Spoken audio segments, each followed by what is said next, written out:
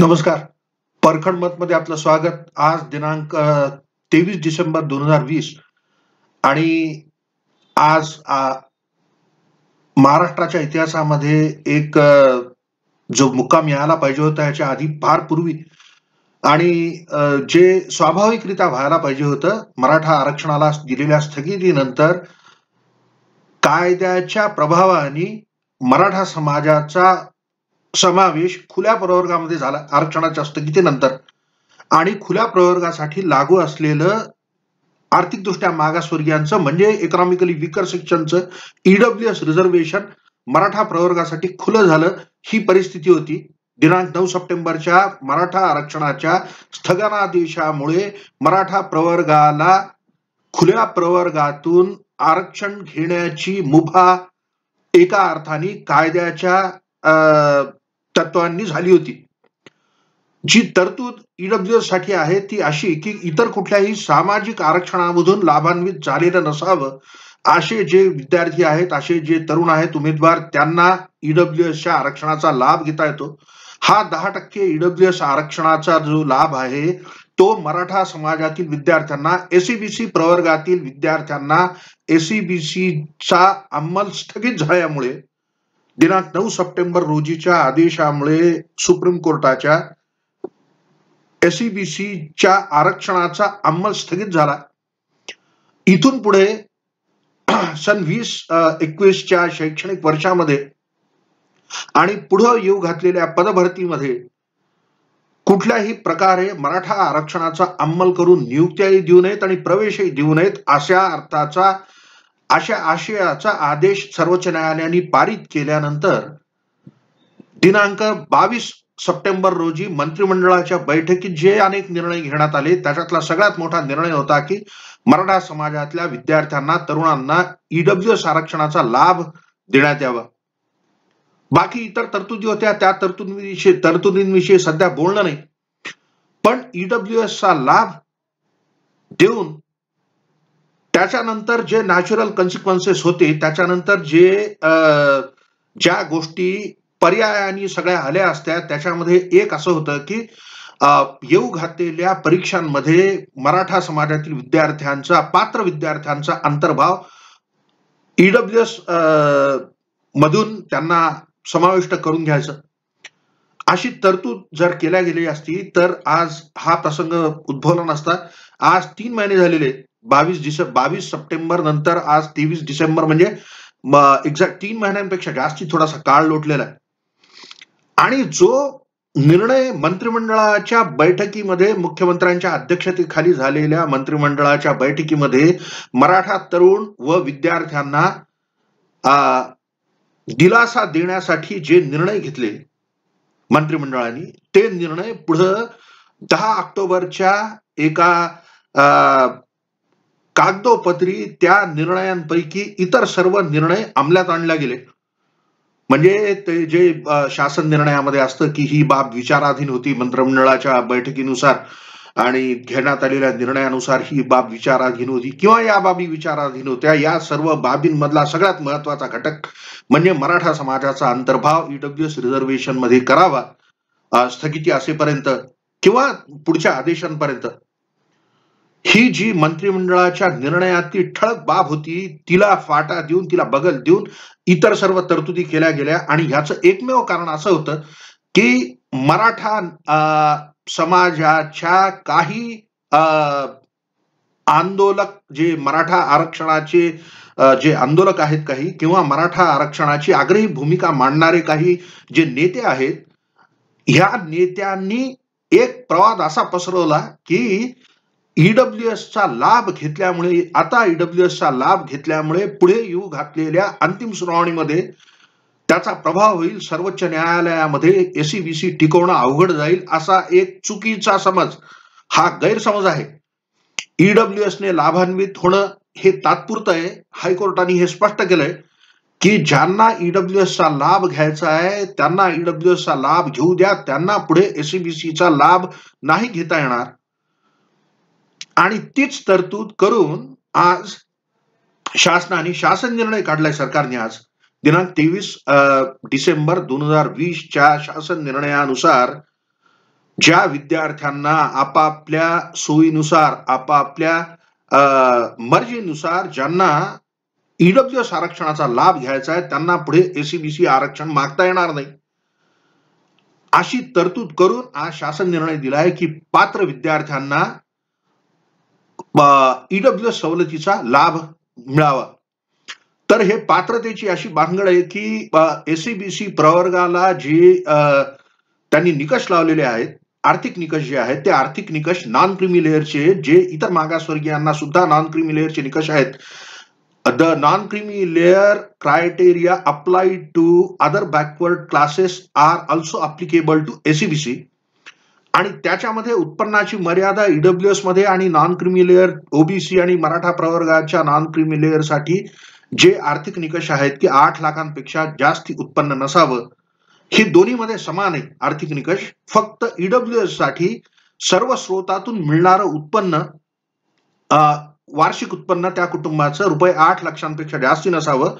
आणि non creamy layer साठी सुद्धा हेच 8 लाख रुपये आहेत, फक्त त्याच्यामध्ये जे उत्पन्न गृहीत धरलं जातं त्याच्यामध्ये शेती आणि नोकरी यातून मिळणाऱ्या उत्पन्नाची गणना नॉन क्रीमी लेअर साठी करण्यात येत नाही. एसीबीसीला नॉन क्रीमी लेअरचे निकष लागू आहेत, त्याच्यामुळं एसीबीसी विद्यार्थी त्यांच्यामध्ये एक वर्ग असा आहे की ज्यांचं एकत्रित उत्पन्न, कौटुंबिक एकत्रित उत्पन्न वार्षिक 8 लाखांपेक्षा जास्ती असेल कदाचित, आणि त्यांना त्यांच्या कुटुंबाचा मुख्य व्यवसाय शेती किंवा कुटुंबातील कुठल्या एका सदस्याचं पगारातून येणारं उत्पन्न रुपये 8 लाखांपेक्षा जास्ती असलं तरी सुद्धा त्यांना एसीबीसी आरक्षणाची पात्रता होती. तसे निकष एसीबीसी साठी नॉन क्रीमी लेअरचे होते. ईडब्ल्यूएस साठी जरा निकष वेगळे की सर्व स्रोतातून मिळणारं उत्पन्न 8 लाखांपेक्षा कमी असावं. त्याच्यामुळं सगळेच्या सगळे ईडब्ल्यूएस जे लाभान्वित आहेत ते सगळे नॉन क्रीमी लेअर मध्ये येऊ शकतात, पण सगळे नॉन क्रीमी लेअर मधले ईडब्ल्यूएस ला पात्र नाहीत. मराठा विद्यार्थी, मराठा तरुण ज्यांच्या कुटुंबाचं उत्पन्नाचं साधन शेती व नोकरी आहे आणि ज्यांचं तसं उत्पन्न वार्षिक 8 लाखांपेक्षा जास्ती आहे ते ईडब्ल्यूएस आरक्षणाला पात्र नाहीत. इतर लोक जे तसे पात्र आहेत, म्हणजे ज्यांच्या कुटुंबाचं एकत्रित वार्षिक उत्पन्न सर्व स्रोतातून रुपये 8 लाखांपेक्षा कमी आहे, केवळ तेच ईडब्ल्यूएसच्या लाभासाठी पात्र आहेत. त्यांना ईडब्ल्यूएस सर्टिफिकेट ज्यांना इच्छा आहे त्यांना द्यावी, अशी यंत्रणा निर्माण करावी असं आज शासनाने आदेश केलाय. त्याच्यासाठी विशेष कक्ष स्थापन करण्यात येतील. असं होतं की पुढं येऊ घातलेल्या नोकर भरतीमध्ये मराठा विद्यार्थ्यांचं, मराठा तरुणांचं समायोजन कसं करावं ह्याच्याविषयी पेच होता. एमपीएससीच्या परीक्षा येऊ घातलेल्या आहेत. एमपीएससीच्या 3 परीक्षा सर्वोच्च न्यायालयाच्या मराठा आरक्षणाच्या स्थगनादेशानंतर स्थगित करण्यात आल्या होत्या. आणि त्या स्थगित करण्याच्या मागे मुख्य भूमिका काय घोषणा झाली हे अलैदा. मुख्य भूमिका अशी होती की मराठा तरुणांचं समायोजन कसं करावं. मराठा आरक्षणाचा लाभ तर आता देता येत नाहीये, या पेचातून सरकारला बाहेर निघायचा मार्ग दिसत नव्हता. जरी वारंवार हे सुचवत होतं. मी स्वतः माझ्या व्हिडिओज मध्ये किमान मला असं वाटतं 10-12 व्हिडिओज मध्ये मी असं सांगितलं होतं की मराठा विद्यार्थ्यांना ईडब्ल्यूएस ने लाभान्वित करण्यासाठी शासनाने एक धोरण घ्यावं आणि तसा निर्णय घेऊन मग पुढे चालावं. पण शासनाला ते करायचं नव्हतं. शासन काही लोकांच्या दबावाखाली येऊन मंत्रिमंडळाच्या बैठकीमध्ये झालेला एक निर्णय अंमलात आणू शकलं नाही. परिस्थिती विपरीत आहे. म्हणजे कोरोनाचा प्रादुर्भाव आहे, राजकारणाचं फार काही बरं नाही चाललेलं, आणि या परिस्थितीमध्ये जो एक संभ्रम निर्माण करण्यात आला होता की ईडब्ल्यूएसचा लाभ घेतल्यामुळे मराठा आरक्षणाच्या अंतिम सुनावणीमध्ये बाधा येईल, ह्या दुराग्रही आणि हट्टी भूमिकेमुळं महाराष्ट्रातलं प्रवेश प्रक्रिया सगळ्या ज्या थांबल्या होत्या, हळूहळू त्या प्रवेश प्रक्रिया सुरू झाल्या. 2 वेळेला सर्वोच्च न्यायालयामध्ये सरकारतर्फे अर्ज करण्यात आले की स्थगनादेश जो आहे तो स्थगनादेश रद्द करावा किंवा तो मॉडिफाय करावा. सर्वोच्च न्यायालयाने हा अर्ज ऐकण्यास नकार दिला. त्या अर्जावर कुठल्याही प्रकारचा आदेश सरकारने सर्वोच्च न्यायालयाने द्यायला नकार दिला आणि पर्यायाने असं झालं की दिसती परिस्थिती जी होती ती पुन्हा एकदा अधोरेखित झाली की अनिश्चित कालावधीसाठी प्रवेश प्रक्रिया थांबवता येणार नाहीत. अनिश्चित कालासाठी एमपीएससी मधली पदभरती त्यासाठी होणाऱ्या परीक्षा यांना स्थगित करता येणार नाही असं जेव्हा दिसलं तेव्हा हळूहळू 11वीचे प्रवेश सुरू झाले. आधी मेडिकलचे प्रवेश तर सुरू झाले होते एमबीबीएस साठीचे आणि मग इतर प्रोफेशनल कोर्सेसचे सुद्धा प्रवेश कॅप राऊंड्स ज्याला म्हणतात कॉमन ऍडमिशन प्रोसेस राऊंड्स ह्या सगळ्या राऊंड सुरू झाल्या होत्या. म्हणजे जवळपास सगळी आता शैक्षणिक अभ्यासक्रमांमधली म्हणून की प्रवेश प्रक्रिया जवळपास आता संपलेली आहे. उरला विषय फक्त एमपीएससीचा जो महत्वाचा असा आहे की आतापर्यंत ज्या परीक्षा झालेल्या आहेत निवड प्रक्रिया अंतिम टप्प्यात आहे. म्हणजे निवड याद्या तयार आहेत, फक्त नियुक्तीपत्र द्यायचं बाकी राहिलं होतं. त्याविषयी विशेष विचार करून सर्वोच्च न्यायालयाने आम्हाला मराठा आरक्षणाचा अंमल करण्याची परवानगी द्यावी. कारण तोपर्यंत जोपर्यंत स्थगितीचा आदेश आला तोपर्यंत बाकी सगळी निवड प्रक्रिया पूर्ण झाली होती. नियुक्तीपत्र देण्यात आले नव्हते. ते देण्यात आम्हाला ते देण्यासाठी मुभा द्या अशा अर्थाचा जो अर्ज होता तो न्यायालयाने सर्वोच्च न्यायालयाने अस्वीकार केला तो दावा आणि सांगितलं की आदेश तसं बघायला गेलं तर आदेश खूपच स्पष्ट आहेत. म्हणजे त्याच्यामध्ये क्लॅरिफिकेटरी ऑर्डर्स मागणं किंवा त्याच्यामध्ये काही स्पष्टीकरण मागणं ही सरकारतर्फे झालेली चूक होती. म्हणजे त्यांना विधिवत जो सल्ला देण्यात आला होता असं आपण गृहीत धरू की कोणीतरी वकिलांनी त्यांना तो सल्ला दिला असेल, कोण्या विधितज्ञांनी तो सल्ला दिला होता हे ठीक आहे, हे गौण राहिलेलंच बरं. पण दोन अंगाने ते आदेश वाचायचा आहे स्थगनाचा. एक म्हणजे इथून पुढे कुठल्याही पदभरतीमध्ये मराठा आरक्षणाचा अंमल होऊ नये. नियुक्ती देताना मराठा आरक्षणाचा अवलंब करून नियुक्ती देऊ नये. वर्ष 2021चे जे प्रवेश प्रक्रिया आहे त्याच्यामध्ये मराठा आरक्षणाचा अंतर्भाव करू नये. हे अतिशय साधे दोन आदेश. त्याच्यावर सरकारच्या कचखाऊ भूमिकेमुळं 3 महिने विषय तो सतत पेटत राहिला. वेगवेगळ्या लोकांच्या वेगवेगळ्या मागण्या, वेगवेगळ्या लोकांचे काय म्हणजे कोण काय बोलतंय, कशासाठी बोलतंय, कधी बोलतंय हे कळायला मार्ग नव्हता. पण अनेक लोकांनी ज्यांना फारसं कळत नाही हे दुर्दैवाने नमूद करावं लागतं की कायद्याची समज नसलेले लोकही या वादात पडले आणि आपापल्या पद्धतीने त्यांनी न्यायालयाच्या आदेशाचा विचार केला. The order of the supreme court was sought to be clarified. हे एक दुर्दैवाने पुन्हा एकदा नमूद करणं हे की सर्वोच्च न्यायालयाच्या आदेशाचा स्वीकार नव्हता करायचा सरकारला, जो म्हणजे पश्चात बुद्धी आता सुचल्यासारखी 3 महिन्यानंतर की मराठा आरक्षणाच्या स्थगितीचा अंमल आज झाल्यासारखा आहे.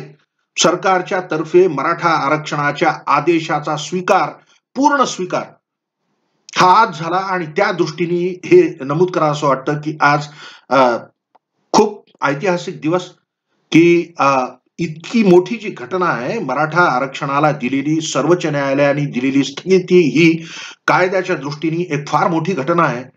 त्या घटनेचा स्वीकार नव्हता करायचा म्हणून चालढकल केली. आज त्या घटनेचा स्वीकार केलेला आहे. आज त्या आदेशाचा पूर्णपणे अंमल झाला असं आहे. आणि आता अशी की त्या जो आजचा जो शासन निर्णय आहे याचा पूर्ण अवलंब होऊन लवकरात लवकर एमपीएससीची पदभरती सुरू व्हावी. जी रखडलेली सगळी जी प्रक्रिया आहे ती सुरळीत व्हावी. मराठा विद्यार्थ्यांचं समायोजन खुल्या प्रवर्गातून किंवा पात्र विद्यार्थ्यांना ईडब्ल्यूएस मधून आरक्षण देऊन पूर्वलक्षी प्रभावाने कसं याचं करावं हा पेच आहे. पण the selection lists will have to be revised considering that SCBC reservation is now stayed. Maratha आरक्षणाचा अंमल न करता जी प्रचंड तुंबलेली जी नोकर भरती आहे, जवळपास 2.5 लाख पदं आहेत म्हणे रिक्त, आणि क्रमाक्रमाने शासनाच्या स्वतःच्या गतीने त्याला सुद्धा एक प्रक्रिया असते. त्या प्रक्रियेमध्ये आजच्या शासन निर्णयाचा अंमल होऊन अर्थात याच्याविषयी अजूनही स्पष्टता यायची आहे. आजच्या शासन निर्णयाचा अवलंब एमपीएससी आणि इतर रिक्रुटिंग एजन्सीज कसा करतात हा विषय अजून संदिग्ध आहे की याच्याविषयी कोण काय भूमिका घेत आहे. जे राज्याचे त्या त्या खात्याशी संबंधित जे मंत्री आहेत किंवा मुख्यमंत्री याच्या बाबतीत काय धोरणात्मक निर्णय घेतात की एमपीएससी मध्ये काय करायला लागेल. नौकर भरतीमध्ये मराठा आरक्षणाच्या स्थगितीचा अंमल करून मराठा विद्यार्थ्यांचं तरुणांचं समायोजन ईडब्ल्यूएस मधून पात्र विद्यार्थ्यांचं समायोजन ईडब्ल्यूएस मधून करून लिस्ट रिवाइज करून मग पदभरती व्हावी हे कायद्याची ही बाब म्हणजे for the order of stay being implemented in full the list will have to be revised की त्या ज्या निवड याद्या आहेत त्या निवड याद्यांमध्ये पुनर्निरीक्षण होऊन मराठा आरक्षणाचा अंमल करून ज्या प्रक्रिया झाल्या होत्या त्या सर्व रद्द करून विद्यार्थ्यांना उमेदवारांना प्राप्त गुणांच्या आधारे त्या गुणतालिकेनुसार निवड याद्या पुनर्रचना करावी लागेल ह्या निवड याद्यांची आणि पात्र विद्यार्थ्यांना ईडब्ल्यूएस मध्ये समायोजित करून मग नियुक्त पत्र देण्यात यावेत. हा खरा स्थगनादेशाचा अवलंब. ही सर्व प्रक्रिया लवकरात लवकर सुरळीत पार पडावी याच्यासाठी सरकारला खंबीर भूमिका घ्यावी लागणार.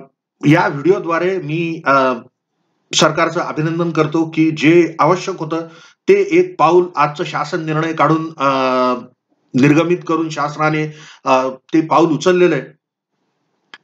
मराठा तरुण मराठा विद्यार्थी आणि इतर जे उमेदवार एमपीएससी किंवा इतर पदभरतीमधले जे लोक आहेत त्या सर्वांना मोठा दिलासा देणारी ही गोष्ट आहे की लवकरच कदाचित एमपीएससीची रखडलेली पदभरतीची प्रक्रिया जी आहे ज्या परीक्षा होऊ घातल्या होत्या आणि ज्या स्थगित झाल्या होत्या त्या परीक्षा आता मार्गी लागण्याची शक्यता आहे. त्याच्याविषयीच्या बातम्या वारंवार वृत्तपत्रांमध्ये वगैरे समाज माध्यमांमध्ये सुद्धा काही न्यूज फिरत आहेत की एमपीएससीच्या विषयी सरकार लवकरच काही धोरण घेणार आहे. सर्वोच्च न्यायालयाच्या आदेशाचा स्वीकार केल्याबद्दल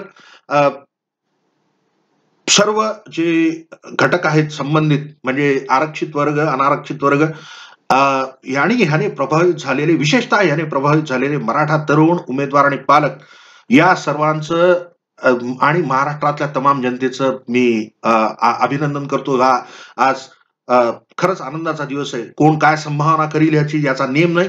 प्रत्येक जण टर्कट आपलं आपलं करतोय. मी एक अभ्यासक मी गेले 3-4 महिने व्हिडिओ टाकतोय मी लेख लिहितो. माझे स्वतःचे 2 ब्लॉग्स आहेत. Fairness in reservation is my blog in English. परखड मत हे माझं मराठीमधून ब्लॉग आहे.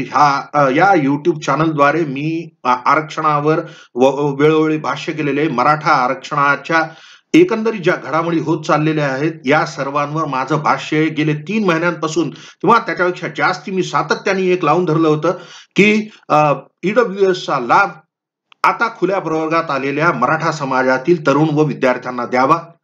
ही बाब आज पूर्ण झाली आणि एका अर्थाने मला माझ्या इष्टमित्रांचे संपर्कात असलेल्या व्यक्तींचे आणि आमच्या जे काय चळवळ आहे छोटी मोठी त्याच्यातील जे माझे सहकारी आहेत त्यांचे काही फोन्स आले मला आज व्हॉट्सअपवर संदेश की हे झालं हे खूप छान झालं आणि एक भावना अशी की ज्याच्यासाठी केला होता अट्टहास तो दिवस आज आला. म्हणजे मराठा आरक्षणाचं अंतिम काय निकाल येईल तो न्यायप्रविष्ट प्रकरण ते तर सर्वोच्च न्यायालयाकडे सगळ्यांच्या नजरा लागलेल्या आहेत. 25 जानेवारी पासून अंतिम सुनावणी होईल. तोपर्यंत हा जो तिढा आला होता की प्रवेश प्रक्रिया थांबलेल्या आहेत तुंबलेल्या आहेत पदभरती थांबलेली आहे आणि मराठा तरुणांना नव्हतं कळत की काय करावं. अनेकांना कोर्टामध्ये जाऊन त्याच्याविषयी दाद मागावी लागली आणि आजच्या शासन निर्णयामध्ये दिनांक 18 तारखेला औरंगाबाद खंडपीठाने केलेल्या आदेशामधला एक अंश उद्धृत केलेला आहे ज्याच्यामध्ये न्यायालयाने असं नमूद केलंय की सरकारने ईडब्ल्यूएसच्या विषयी धोरणात्मक निर्णय का घेतला नाही. अशा अर्थाचं काही ऑब्झर्वेशन आहे कोर्टाचं, की आणि ही बाब अशी की 2 महिन्यांखाली अ, जेव्हा वैद्यकीय प्रवेश सुरू झाले एमबीबीएसचे, तेव्हा एका विद्यार्थिनीनी औरंगाबाद खंडपीठामध्ये धाव घेतली आणि असं मागितलं की तिचा समावेश ईडब्ल्यूएस आरक्षणामध्ये करावा. ती एससीबीसी विद्यार्थिनी असताना, आणि त्या प्रकरणामध्ये शासनाला उच्च न्यायालयाच्या औरंगाबाद खंडपीठाने नोटीस काढून शपथपत्र सादर करायला सांगितलं होतं की तुम्ही काय निर्णय घेतलाय. शासनातर्फे तिथं जे सरकारी वकील होते त्यांनी असं सांगितलं की शासन हा म्हणजे वेगवेगळे वादप्रवाद आहेत, त्याच्यामुळं शासन निर्णय नाही घेऊ शकत आहे, हे सरकारी वकिलांनी उच्च न्यायालयासमोर सांगितलं. तो दिवस आणि 18 डिसेंबर जेव्हा न्यायालयाला हे नमूद करावं लागलं आपल्या एका आदेशामध्ये की सरकारने ह्याच्या बाबतचं धोरण काय आहे ते स्पष्ट केलेलं नाही. आणि मग 18 डिसेंबर नंतर आज आपण 23 डिसेंबरला, याच्या नंतर सरकारने या बाबीची दखल घेऊन आज शासन निर्णय काढून ईडब्ल्यूएसचा लाभ पात्र मराठा विद्यार्थ्यांना, पात्र एससीबीसी प्रवर्गातील विद्यार्थ्यांना द्यावा, अशा अर्थाची तरतूद केलेली आहे. त्याच्या आगे मागे काय ह्या गोष्टी होत राहतील. To wrap it up only this, की सगळे एससीबीसी प्रवर्गातील विद्यार्थी ईडब्ल्यूएस आरक्षणाला पात्र नाहीत. ईडब्ल्यूएस साठीचे निकष आणि एससीबीसीच्या नॉन क्रिमी लेअरचे निकष हे दोन वेगवेगळे आहेत. ईडब्ल्यूएस साठी एकंदरीत वार्षिक उत्पन्न 8 लाखांपेक्षा कमी पाहिजे सगळ्या स्त्रोतातून, जे एससीबीसीला लागू असलेल्या नॉन क्रिमी लेअरला पगार आणि शेतीतून मिळणाऱ्या उत्पन्नाची गणना केल्या जात नाही. तर आता ज्या लोकांना जे पात्र आहेत त्यांना सुद्धा चॉईस आहे की त्यांनी ईडब्ल्यूएस घ्यायचं का नाही घ्यायचं. ज्यांनी ईडब्ल्यूएस घेतलं त्यांना पुढे एससीबीसी जर लागू झालं तर एससीबीसी मधून आरक्षण नाही घेता येणार. जे पात्र आहेत आणि जे पात्र नाहीत यांची छाननी करायचं काही मेकॅनिझम आहे, काय जी यंत्रणा आहे, या यंत्रणेविषयी थोडं बहुत अतिशय जुजबी आजच्या जी आर मध्ये याच्याविषयीची स्पष्टता यावी. औरंगाबाद खंडपीठामध्ये जे निकष, आर्थिक निकष जे आहेत, मागासवर्ग म्हणून गणना होण्याचे, आर्थिकदृष्ट्या मागासवर्ग म्हणून गणना होण्याचे, त्याच्याविषयी जी याचिका सादर आहे त्याच्यावर योग्य तो निर्णय न्यायालय घेईल. तात्पुरतं असं की ईडब्ल्यूएसचा लाभ सर्व एससीबीसी विद्यार्थ्यांना नाही घेता येणार. ज्यांना तो घेता येईल, जे विद्यार्थी तरुण ईडब्ल्यूएस साठी पात्र आहेत, त्यांच्या मर्जीनुसार त्यांना एससीबीसी किंवा ईडब्ल्यूएस यांना ऑप्ट करता येईल. सध्या ईडब्ल्यूएसचं आरक्षण मराठा तरुण व विद्यार्थ्यांना घेता येईल अशी सरकारने तरतूद केलेली आहे. मी ॲडव्होकेट श्रीरंग चौधरी, परखड मतसाठी. आपण हे ऐकून घेतलं, धन्यवाद.